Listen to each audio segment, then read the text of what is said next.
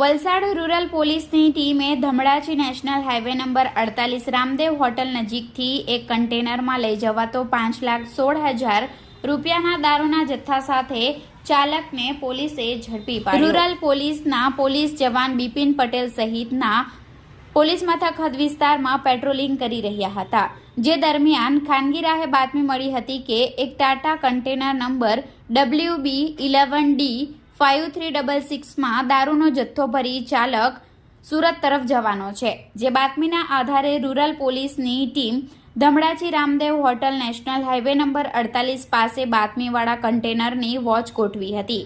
જે દરમિયાન બાતમીવાળું કન્ટેનર આવતા પોલીસની ટીમે ચાલકને કન્ટેનર ઊભી રાખવા માટે ઇશારો કર્યો હતો। ચાલકે કન્ટેનર ઊભી રાખતા કન્ટેનરમાં જોતા બંધ બોડીના કન્ટેનરમાં શું છે તેમ પૂછતા ચાલકે ગલ્લા તલ્લા કર્યા હતા। જો કે અંદર ખોલાવીને તપાસ કરતા દારૂનો જથ્થો મળી આવ્યો હતો।